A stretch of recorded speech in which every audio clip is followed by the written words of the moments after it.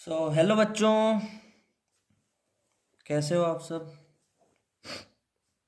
तो आज हम फिर से टेंथ क्लास के थर्ड चैप्टर को चैप्टर चैप्टर 3 हमारा जो है pair of linear equation in two variable, इस चैप्टर का पार्ट 1 लेके आ गए हैं। कॉन्सेप्ट का पार्ट 1 है ये, और कॉन्सेप्ट का पार्ट 2 भी बनेगा, वो नेक्स्ट पार्ट होगा। बट इस पार्ट में हम जितना हो सकेगा उतना कवर करेंगे पार्ट 1 में, और जो बच जाएगा कॉन्सेप्ट वो नेक्स्ट पार्ट में कवर करेंगे।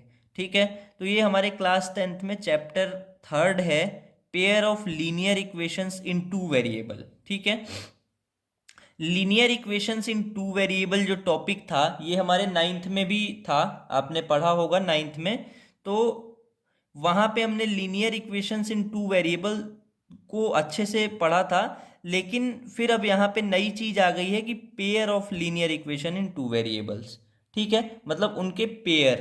ठीक है, तो 9th में जो हमारा टॉपिक था linear equation in two variable, इसको एक बार दोबारा से हम अच्छे से रिकॉल कर लेते हैं, फिर pair of linear equations in two variable के ऊपर चलेंगे। ठीक है, तो अब हम अपना सबसे पहला टॉपिक इसमें जो है हमारा, जो हमारे 9th का भी टॉपिक रह चुका है, वो है हमारा लीनियर इक्वेशन।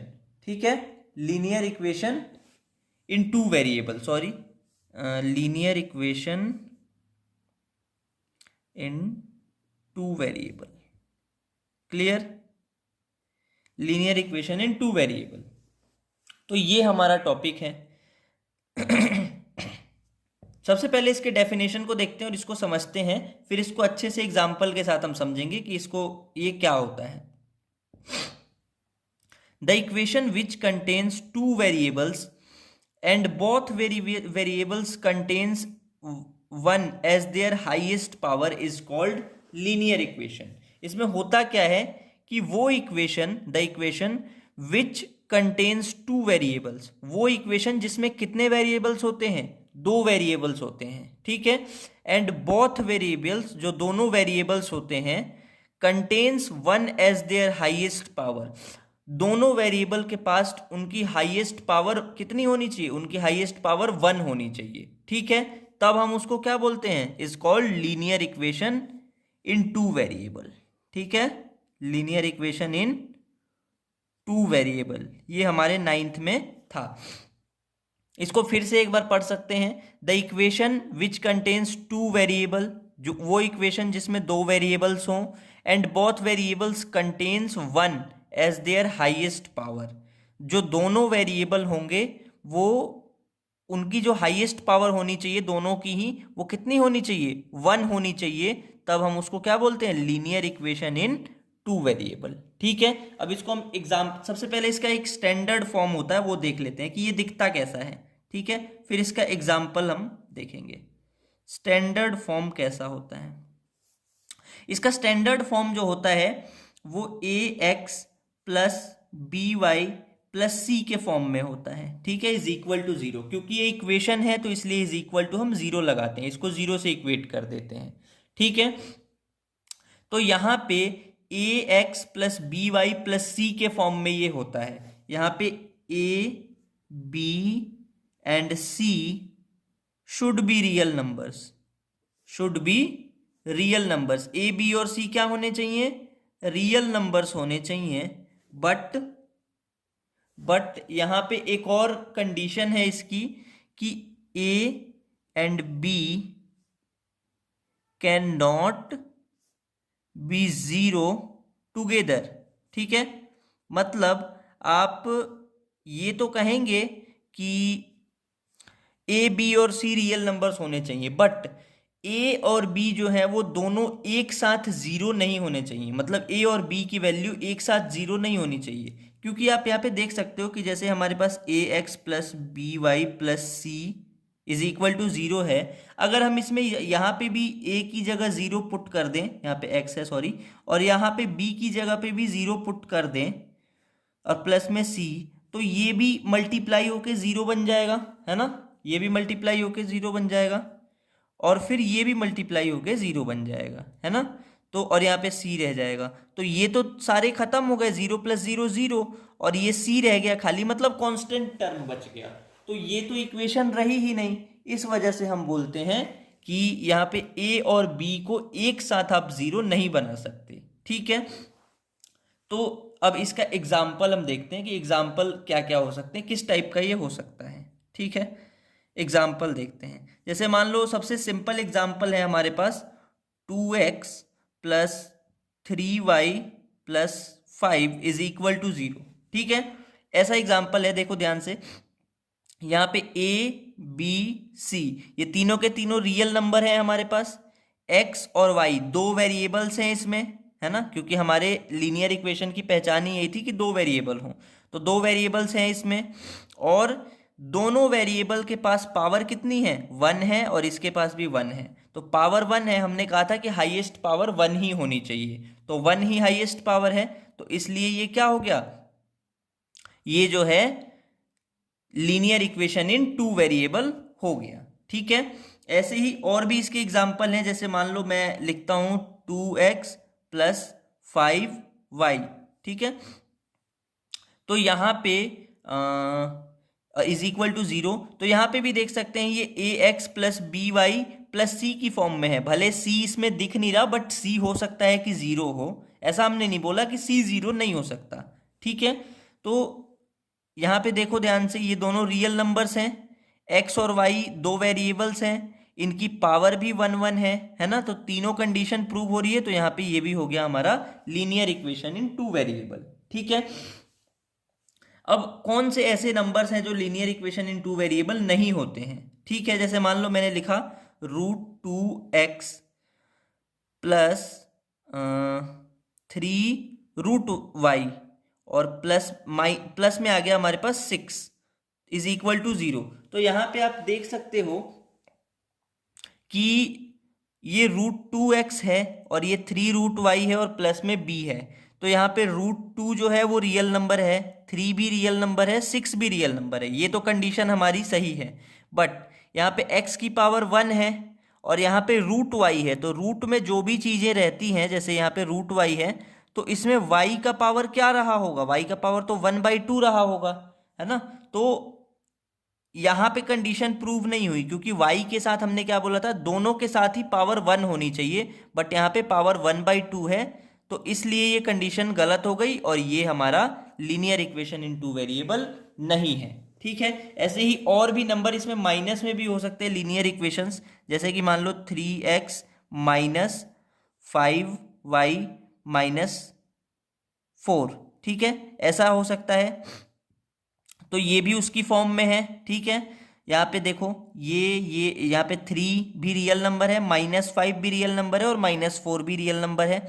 x और y जो हैं दो वेरिएबल्स हैं, इनकी पावर 1 1 है, तो मतलब सारी कंडीशन प्रूव हो गई, तो ये हमारा linear equation in two variable है। ठीक है, तो ये बेसिकली 9th का टॉपिक था जो हमने अच्छे से इसको कवर किया। अब चलते हैं हमारे नेक्स्ट टॉपिक पे, जो हमारे 10th का टॉपिक है pair of linear equation in two variables. ये linear equation in two variables था, बट अब हमें इनके पेयर्स पढ़ने हैं। ठीक है, क्लियर। तो हम चलते हैं नेक्स्ट पेज पे। तो बच्चों हमारा जो नेक्स्ट टॉपिक है लीनियर इक्वेशंस के बाद, वो है जो हमारे चैप्टर का नाम है वही है, ठीक है, pair of linear equations in two variables. ठीक है, pair of linear equations in two variables, इसको अब समझते हैं कि ये क्या होता है pair of linear equation in two variables. Pair से हमें समझ में आ रहा है, पेयर का मतलब क्या होता है, जोड़ा। ठीक है, मतलब यहाँ पे ये तो बात समझ में आ चुकी है कि दो लीनियर इक्वेशंस होंगे तभी पेयर बन पाएगा। ठीक है, तो यहाँ पे एक्चुअली होता क्या है, पेयर किनको बोलते हैं, कौन से लीनियर इक्वेशंस पेयर हो सकते हैं, उसको समझते हैं। यहाँ पे लिखेंगे the two linear equations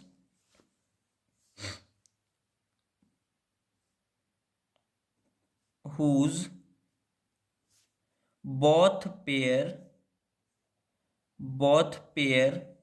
of variables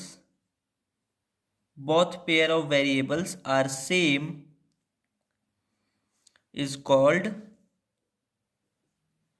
pair of linear equation in two variable, pair of linear equation in two variables.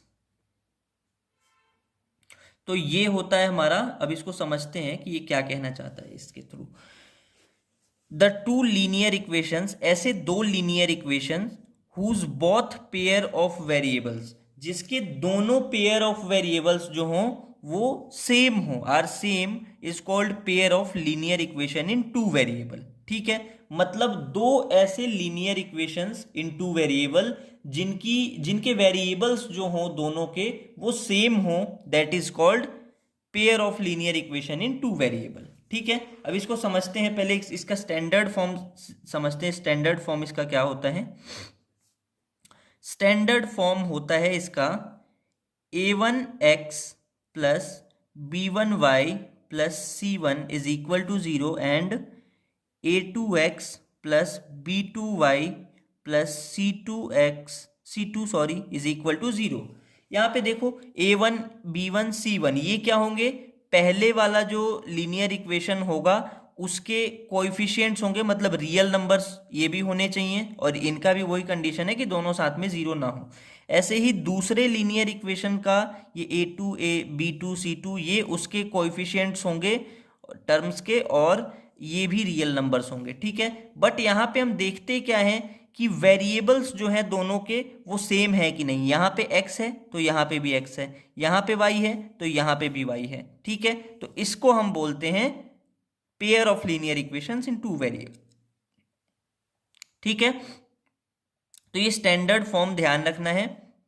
अब हम एग्जाम्पल लेके इसको समझते हैं, एग्जाम्पल से कि pair of linear equation in two variable क्या होता है। ठीक है, तो हम इसको एग्जाम्पल एक लेते हैं इसके लिए। जैसे मान लो कि हमारे पास एक लीनियर इक्वेशन है 2x plus 4y plus 6 is equal to 0, and यहाँ पे है हमारे पास 3x minus 2y plus 5 is equal to 0। ऐसा कोई पेयर ऑफ लीनियर इक्वेशन है। मैं बोल रहा हूँ कि मैं पूछना चाह रहा हूँ आपसे कि ये दोनों जो है वो एक ही पेयर के लीनियर इक्वेशन है कि नहीं, मतलब ये pair of linear equation in two variable है कि नहीं है। ठीक है, तो हमें चेक कुछ भी नहीं करना, हमें सिंपली चेक ये करना है दोनों वेरिएबल्स सेम है कि नहीं है। जैसे यहाँ पे x है तो यहाँ पे भी x है, यहाँ पे y है तो यहाँ पे भी y है, तो मतलब वेरिएबल्स दोनों के सेम है, तो ये हमारा पेयर ऑफ लीनियर इक्वेशन है। ठीक है, ऐसे ही एक और पेयर लेके देखते हैं। जैसे मान लो हमारे पास है 3x माइनस 5y और यहाँ पे हम लिख देते हैं 4x प्लस 3y माइनस 2।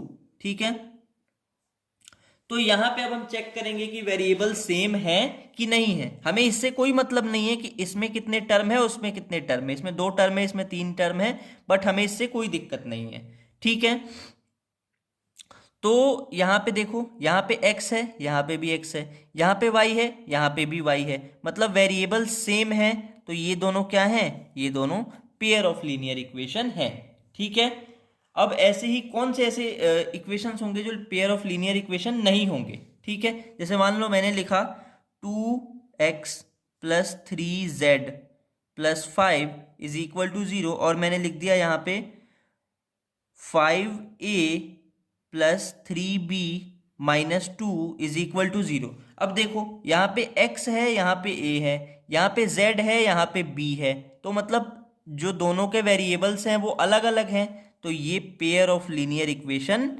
नहीं होगा। ठीक है, ये पेयर ऑफ लीनियर इक्वेशन नहीं होगा बिल्कुल भी। क्लियर? तो ये था हमारा पेयर ऑफ लीनियर इक्वेशन। इसका एक और एग्जांपल हम अगर चाहें तो अच्छा सा एक एग्जांपल ले लेते हैं। जैसे मान लो हमारे पास है 5a minus 3b plus 2 is equal to 0। यहाँ पे मैंने लिख दिया 2a नहीं 2b minus 3a plus 5 is equal to 0, ऐसा कुछ मैंने लिख दिया। अब आप देखोगे कि यार यहाँ पे a है यहाँ पे b है, यहाँ पे b है यहाँ पे a है, तो ये तो अलग अलग हैं। ठीक है, मैं भी मानता हूँ अलग अलग हैं, बट हम क्या कर सकते हैं, हम इसको शिफ्ट तो कर सकते हैं ना। ये माइनस 3a को हम आगे रख सकते हैं और 2b को बाद में रख सकते हैं प्लस में, तब तो सेम हो जाएगा ना, ए और ए, बी और बी। मतलब हमें सीधे सीधे ये देखना है कि दोनों में सेम दोनों वेरिएबल्स हैं कि नहीं है, चाहे वो किसी भी जगह पे हो, उससे हमें कोई फर्क नहीं पड़ता। यहाँ का ए, यहाँ पे भी ए है, तो दोनों ए, दोनों में ए है। फिर यहाँ पे बी है और यहाँ पे बी है, मतलब दोनों में बी बी भी हैं, तो ये भी एक पेयर ऑफ लीनियर इक्वेशन होता है। ठीक है, तो ये होता है हमारा पेयर ऑफ लीनियर इक्वेशंस। अब हम आगे चलते हैं इसके सॉल्यूशंस पे। ठीक है, तो बच्चों अब हमें पढ़ना है पेयर ऑफ लीनियर इक्वेशंस के सॉल्यूशंस के बारे में। ठीक है, सबसे पहली चीज हमें जो पढ़नी है वो है number of solutions by graph. ठीक है, ग्राफ के मेथड से हम नंबर ऑफ सॉल्यूशंस कैसे पता करेंगे कि कितने सॉल्यूशन हो सकते हैं इसके, और उसके बारे में और भी जो कुछ स्पेशल चीजें होती हैं वो हमें जाननी होती है। ठीक है, तो ये हम समझने की कोशिश करते हैं। सबसे पहली चीज जो हमारे पास ये होती है वो होती है, इसको एक एग्जाम्पल से हम समझेंगे तो और अच्छे से समझ में आएगा। ठीक है, इसके 3 टाइप के ग्राफ से हम समझते हैं। सबसे पहली होती है जिसमें यहाँ पे एक ग्राफ बनता है कुछ इस टाइप का। ठीक है, ये दोनों लीनियर इक्वेशंस की ग्राफ होती हैं। ठीक है, लीनियर इक्वेशन का ग्राफ हम जानते हैं कि बिल्कुल सीधा बनता है, एक लाइन में बनता है। क्यों? इसीलिए हम उसको लीनियर इक्वेशन भी कहते हैं, क्योंकि उसका ग्राफ बिल्कुल सीधा बनता है। ठीक है, तो सबसे पहला जो इसका ग्राफ होता है नंबर ऑफ सॉल्यूशंस फाइंड करने के लिए, तो वो होता है ये। हमने पहले भी पॉलिनोमियल्स में भी ये चीज पढ़ी हुई थी कि जो सॉल्यूशंस मिलते हैं वो कहाँ पे मिलते हैं, जब पॉलिनोमियल की लाइन टकराती है तो वहीं पे हमें सॉल्यूशंस मिलते हैं। ठीक है, तो यहाँ पे हमारे पास 3 टाइप के ग्राफ एक्चुअली बनते हैं। ठीक है, पहला बनता है हमारे पास ऐसा ग्राफ, दूसरा होता है हमारे पास, सेकंड जो होता है वो होता है हमारा कुछ ऐसा ग्राफ। ठीक है, कुछ इस टाइप का ग्राफ होता है, सॉरी ये पैरेलल थोड़ी सी है। ठीक है, और तीसरा हमारे पास जो ग्राफ बनता है, तीसरा ग्राफ वो बनता है कुछ इस टाइप का, एक ही लाइन होती है उसमें। ठीक है, तो अब हम इनसे समझते हैं कि ये क्या क्या चीजें होती हैं। क्लियर? फिर इसको हम एग्जाम्पल से समझेंगे। यहाँ पे क्या होता है इस वाले में, इसको हम बोलते हैं इंटरसेक्टिंग लाइंस। ये दो लीनियर इक्वेशंस की लाइन है, ये एक लीनियर इक्वेशन की लाइन है, ये एक लीनियर इक्वेशन की लाइन है। तो ये एक दूसरे को इंटरसेक्ट कर रही हैं, मतलब एक जगह पे काट रही हैं, तो इसको हम बोलते हैं इंटरसेक्टिंग लाइंस। ठीक है, इंटरसेक्टिंग लाइंस। क्लियर?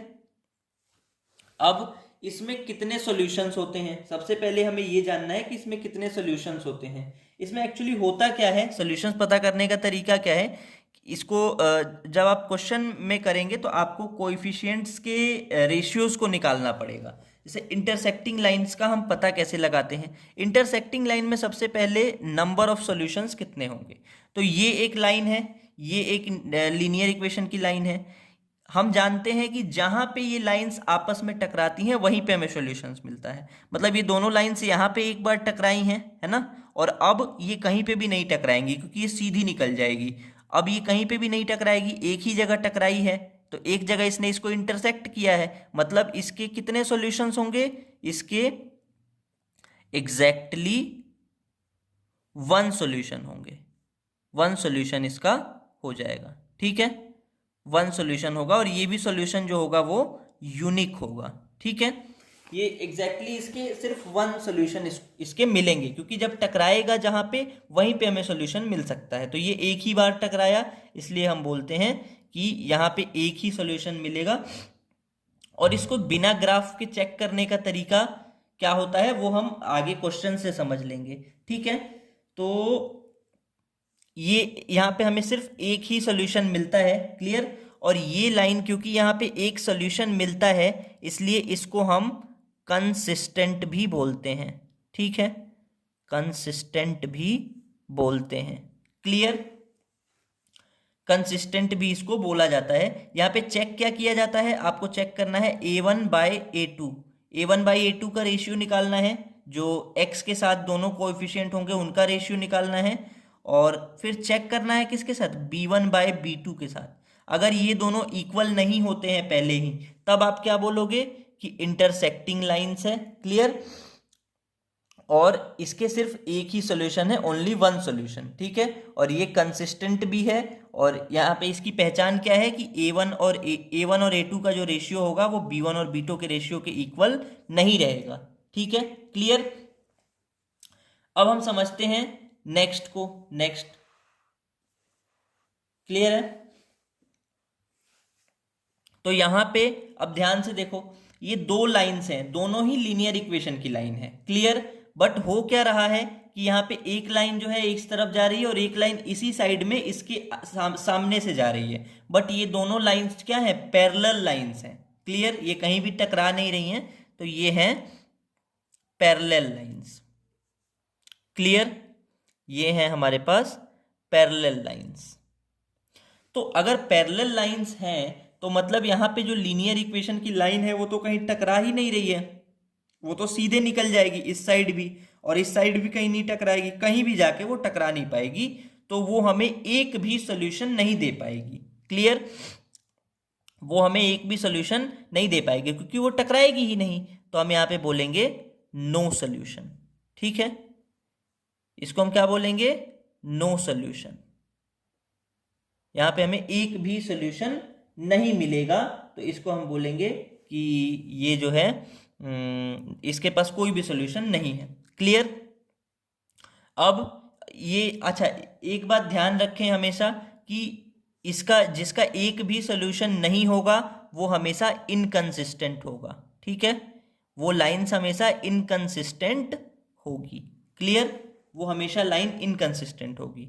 और इसकी पहचान क्या है कि A1 और A2 का जो रेशियो होगा वो B1 और B2 के रेशियो के इक्वल तो हो जाएगा, बट ये C1 और C2 के रेशियो के इक्वल नहीं होगा, ठीक है। मतलब यहाँ पे आपको चेक क्या करना है, A1 और A2 का रेशियो निकालना है, फिर B1 और B2 का रेशियो निकालना है, फिर C1 और C2 का रेशियो निकालना है, फिर इन तीनों को कंपेयर करना है। अगर A1 और A2 का जो रेशियो है और B1 और B2 के बराबर है, लेकिन C1 और C2 का जो रेशियो है वो B1 और B2 के इक्वल नहीं है, तो आप बोलोगे कि ये पैरेलल लाइंस है और इसमें एक भी सॉल्यूशन हमें नहीं मिलेगा, ठीक है। तो ये है हमारा। अब हम चलते हैं अपने लास्ट पे, जो है हमारा सिर्फ एक लाइन दिख रही है बट एक्चुअली में ये दो लाइन है, ठीक है। यहाँ पे क्या हुआ है कि ये एक पॉलिनोमियल की लाइन चल रही है, क्लियर। और इसी के जस्ट ऊपर एक और पॉलिनोमियल की लाइन चल रही है, इसके जस्ट ऊपर, ठीक है। तो मतलब इसको पूरा वो ओवरलैप कर दे रही है, मतलब इसको हम बोलते हैं कोइंसिडेंट लाइंस, ठीक है। कोइंसिडेंट लाइंस मतलब एक लाइन, एक पॉलिनोमियल की लाइन के ऊपर दूसरे पॉलिनोमियल की लाइन चल रही है, तो इसको हम बोलते हैं कोइंसिडेंट लाइंस, ठीक है। और इसमें क्या होता है, इसमें अब आप खुद सोचो कि एक पॉलिनोमियल की लाइन के ऊपर दूसरी पॉलिनोमियल की लाइन जस्ट ऊपर चल रही है। तो हमने सॉल्यूशंस के लिए क्या बोला था, सॉल्यूशंस कितने होंगे ये कैसे पता करने के लिए हमने क्या बोला था कि हमें देखना होगा कि वो लाइन कहाँ पे टकरा रही है। तो ये लाइन जब इसके ऊपर ही है तो ये तो यहाँ भी टकरा जाएगी, यहाँ भी, यहाँ भी, यहाँ भी, यहाँ भी, कहीं भी, हर जगह टकरा जाएगी, है ना। ये लाइन तो हर जगह ही इंटरसेक्ट कर रही होंगी, मतलब हम गिन नहीं सकते कि वो कहाँ कहाँ इंटरसेक्ट कर रही है और कितनी बार इंटरसेक्ट कर रही है, ठीक है। तो इसलिए यहाँ पे हमें मिल जाएंगे इनफाइनाइटली मैनी सॉल्यूशंस। यहाँ पे हमें बहुत सारे सॉल्यूशंस मिल जाएंगे, ठीक है। बहुत सारे सॉल्यूशंस मिल जाएंगे, इनफाइनाइट सॉल्यूशंस। इसलिए हम यहाँ पे भी जब सॉल्यूशंस अगर फाइंड करने की कोशिश करें तो हम बहुत सारे सॉल्यूशंस को फाइंड कर सकते हैं, यहाँ पे बहुत सारे सॉल्यूशंस हमें मिल सकते हैं, ठीक है। तो इसको हम बोलते हैं इनफाइनाइटली मैनी सॉल्यूशंस, क्योंकि ये बहुत जगह पे एक दूसरे को इंटरसेक्ट करेंगी, है ना। और हमने बोला था कि जिसका एक भी सॉल्यूशन है या एक से ज़्यादा सॉल्यूशन है तो वो लाइंस कंसिस्टेंट होंगी, ठीक है। वो लाइंस होंगी कंसिस्टेंट, और जिसका कुछ भी सॉल्यूशन नहीं है वो होगा इनकंसिस्टेंट, ठीक है। बट ये इनकंसिस्टेंट में भी ये लाइन होती है डिपेंडेंट, ये एक दूसरे पे डिपेंडेंट होती हैं, ठीक है। ये एक दूसरे पे डिपेंडेंट होती हैं हमेशा, क्लियर। तो अब इस पूरी सारी चीज को हम समझते हैं क्वेश्चन के थ्रू, ठीक है। एक क्वेश्चन एक एक लेते हैं सबके लिए और क्वेश्चन से समझते हैं कि इसको कैसे करेंगे, समझेंगे, ठीक है। तो बच्चों, जो हमारा सबसे पहला क्वेश्चन है, इसमें एग्जाम्पल लेते हैं। सबसे पहला एग्जाम्पल जो है वो है x minus 2y minus 3 is equal to 0 और 3x plus 4y minus 20 is equal to 0। ठीक है, ये pair of linear equation in two variable हमारे पास है। हमें इसको चेक करना है कि ये इसकी जो जो लीनियर इक्वेशंस की जो लाइंस हैं वो क्या कर रही हैं, एक्चुअली कितने सॉल्यूशंस हमें दे सकती हैं। ठीक है, तो हम इसको चेक करने के लिए क्या करेंगे, पहले हम यहाँ पे a1 बाई a2 को फाइंड कर लेंगे। ठीक है, फिर हम b1 बाई b2 को फाइंड कर लेंगे यहाँ पे। ठीक है, फिर हम यहाँ पे c1 बाय c2 को फाइंड कर लेंगे। ठीक है, फिर कंपेयर करना स्टार्ट करेंगे। यहाँ पे a1 हमारे पास क्या है, a1 हमें यहाँ मिलता है, x का कोएफिशिएंट होता है, तो a1 x के साथ जो कोएफिशिएंट में हो तो 1 है, तो ऊपर लिखेंगे 1। और नीचे a2 हमारा कितना है, a2 हमारा है 3। ठीक है, तो a1 बाई a2 हमारे पास क्या आ गया, 1/3। अब b1 बाई b2 का पता करते हैं।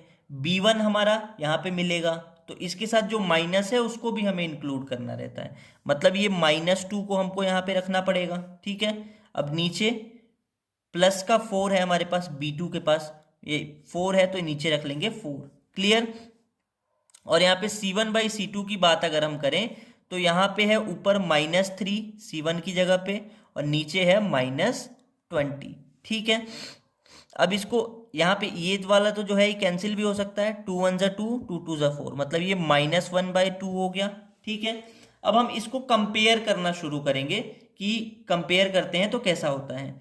तो यहाँ पे देखो कि a1 बाई a2 की वैल्यू हमारे पास जो है वो 1/3 है। इसको कंपेयर करते हैं b1 बाई b2 से, तो b1 बाई b2 की वैल्यू है -1/2, सॉरी -1/2। तो क्या ये इक्वल है, नहीं है equal, not is equal to. तो हमने क्या बोला था कि अगर यहाँ पे a1 by a2 not is equal to b1 by b2 है तो आपको c1 बाई c2 को कंपेयर करने की जरूरत ही नहीं है। आप सीधा यहाँ पे क्या बोल दोगे कि ये जो है इंटरसेक्टिंग लाइंस हैं। ठीक है, पहले हमने पढ़ा था ये चीज कि ये क्या है, इंटरसेक्टिंग लाइंस है। क्लियर। तो जब ये इंटरसेक्टिंग लाइंस हैं तो इस क्वेश्चन में नंबर ऑफ सॉल्यूशंस की अगर हम बात करें तो नंबर ऑफ सॉल्यूशंस कितने हो जाएंगे, नंबर ऑफ सॉल्यूशंस 1।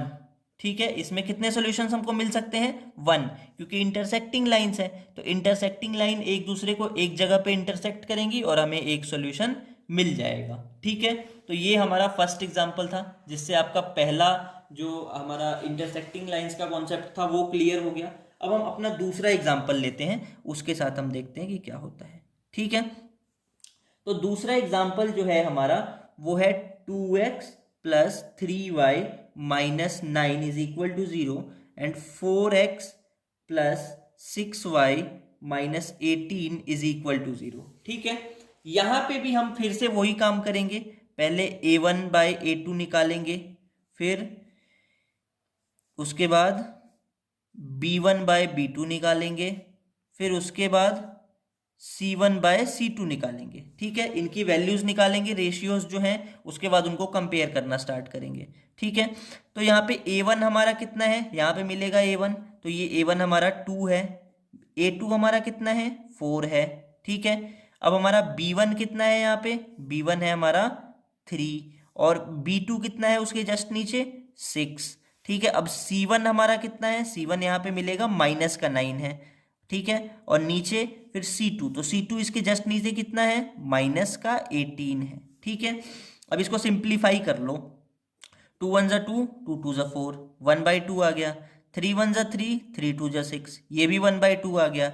यहाँ पे माइनस माइनस भी कैंसिल हो गया, 9 1 ज़ा 9 9 2 ज़ा 18, ये भी जो है 1/2 आ गया। ठीक है, मतलब देखो a1 बाई a2 भी 1/2 है, b1 बाई b2 भी 1/2 है, c1 बाई c2 भी 1/2 है, मतलब तीनों इक्वल है।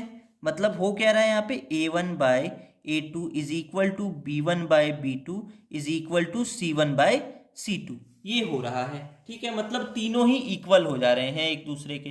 तो जब तीनों ही एक दूसरे के इक्वल हो जाए तो हमने अभी पढ़ा कि जब तीनों ही एक दूसरे के इक्वल हों तो ये क्या हो जाते हैं, ये हो जाते हैं पैरेलल लाइंस। ठीक है, ये हो जाते हैं पैरेलल लाइंस। क्लियर। और जब लाइंस पैरेलल होती हैं तो वहीं वो कहीं पे टकराती ही नहीं है। तो जब वो कहीं पे नहीं टकराएंगी तो यहाँ पे नंबर ऑफ सॉल्यूशंस कितने हो जाएंगे, यहाँ पे नंबर ऑफ सॉल्यूशंस में हो जाएंगे जीरो। मतलब हमने बोला था नो सॉल्यूशन, उसका सॉल्यूशन ही नहीं होगा, तो मतलब जीरो सॉल्यूशन होंगे। ठीक है, क्लियर।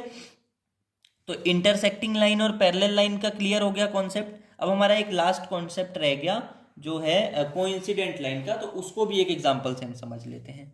ठीक है, उसको भी एक एग्जांपल से समझ लेते हैं। क्लियर। तो यहाँ पे हमारे पास जो अगला एग्जांपल है वो है x plus 2y minus 4 is equal to 0 और 2x plus 4y minus 12 is equal to 0। ठीक है, अब इसको भी हमें चेक करना है। ठीक है, तो यहाँ पे भी सेम काम, सबसे पहले क्या करेंगे, a1 बाई a2 फाइंड करो, फिर b1 बाई b2 फाइंड करो, फिर c1 बाय c2 फाइंड करो। ठीक है, तो a1 हमारा कितना है, यहाँ पे a1 x का कोएफिशिएंट होता है, तो यहाँ पे तो 1 है कोएफिशिएंट, तो 1 रख देंगे। और a2 हमारा कितना है, 2 है उसके जस्ट नीचे, तो 2 रख देंगे। अब b1 हमारा कितना है, b1 हमारा यहाँ पे देख सकते हैं 2 है, तो 2 रख देंगे। उसके जस्ट नीचे b2 मिलेगा हमें, वो है 4। ठीक है, c1 हमारा कितना है, माइनस का 4, और c2 हमारा कितना है, माइनस का 12 है। ठीक है, तो ये तो अब और सिंप्लीफाई नहीं हो सकता, इसको करेंगे 2 1 ज़ा 2, 2 2 ज़ा 4, ये 1/2 हो गया। यहाँ पे माइनस माइनस कैंसिल, और 4 1 ज़ा 4, 4 3 ज़ा 12, ये 1/3 आ गया। ठीक है, तो यहाँ पे देखो a1 बाई a2 1/2 है, b1 बाई b2 भी 1/2 है, बट c1 बाई c2 1/3 है। मतलब c1 बाई c2 इसके इक्वल नहीं है, ये दोनों तो इक्वल हो जा रहे हैं। मतलब a1 बाई a2 जो है ये तो इक्वल है b1 बाई b2 के, क्योंकि दोनों ही 1/2 हैं। बट c1 बाई c2 जो है वो इक्वल नहीं है, नॉट इज इक्वल टू है। ठीक है, तो ऐसे केस में जब a1 बाई a2 और b1 बाई b2 तो इक्वल हो, but c1 by c2 equal ना हो, तो ऐसे केस में हमने क्या बोला था कि ये होता है कोइंसिडेंट लाइंस होती हैं ये। ठीक है, कोइंसिडेंट लाइंस होती हैं।